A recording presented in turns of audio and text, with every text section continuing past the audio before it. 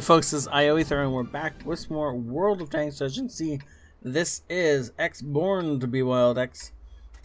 Or no, so just X Born to be Wild. My bad, I always thought there was another X on the inside of that. But anyways, so it's a tier 6 game on Himmelsdorf.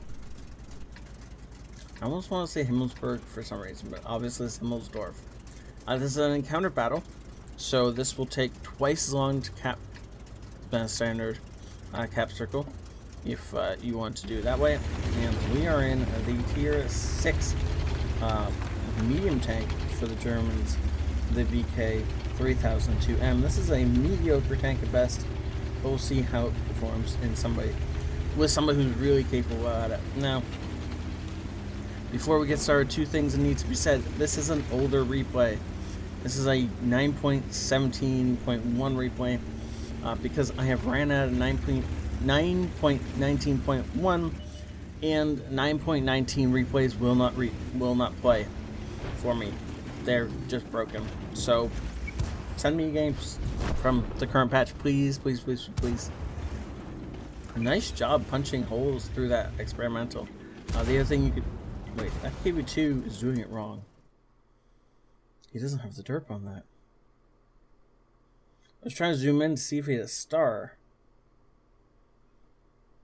But, okay, don't do it that way. Put the big gun on the KV2. That's what it's for. Okay, of course, before we get started, as always, if you want to support the channel, please do invite your friends so we get more gameplay and more variety of gameplay. And that is one of the great ways to support the channel. Now then, he was auto-locked onto the OI experimental, and then he was, and then he wasn't, and now he is, and now it's dead. He's already done 580 damage. He's just pumping around straight through this poor experimental without popping it far enough that they can return a fire at him. This tank is actually really well designed for this kind of work, and I never noticed it until just now. Ooh, wants to just finish off the experimental. Unfortunately, not able to do that with 2 rounds, but the experimental fired, so now it's a dead tank. We are leading 6-zip on the enemy team, popping out in front of the KV2, but since the KV2's A not looking in the right direction, B using the small gun, what's the harm?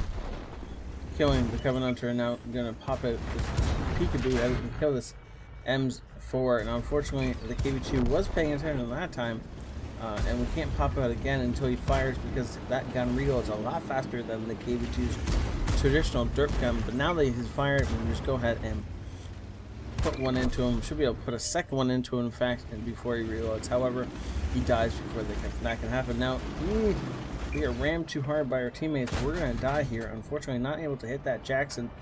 Firing just over the top of it, and now putting rounds straight on target. This is one of the main benefits of this tank, is it is quite accurate, and that Jackson is actually turn all the way around. Just his turret, so you can shoot at us, which is a big mistake. He should have just gotten out of there. And now the T-150 either doesn't understand that his buddy just died in the exact same position he is in more or less now, or ooh, nice try for shooting between the buildings. He either didn't realize that or wasn't paying attention to the fact that he had a friend die right where he had a friend die. So now there's only 2 tanks left on the enemy team, and they're both on the other side of the map. Likelihood is we're not going to see any more action. So I'm just going to fast forward this into the end of the game. And that right there is the end of the game. Yes, it's T-150 is not technically dead. So there. Oh, look at that. We had an ally kill another ally. Yep, and then we get rammed. And then game ends. Cool.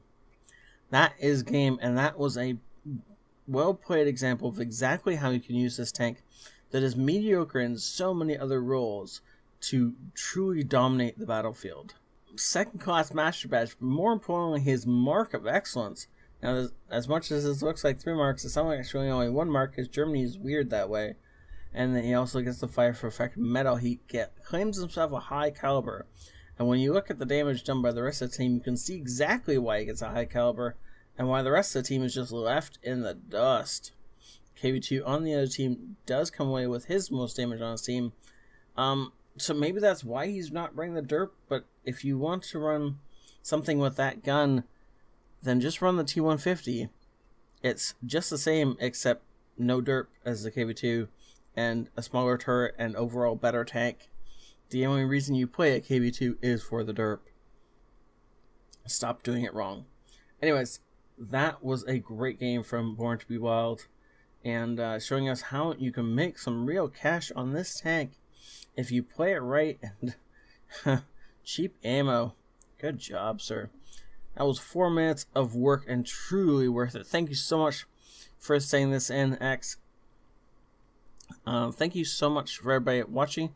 Please, if you guys want to help support the channel, send me current replays, please, please, please, please, please, and bring me your friends.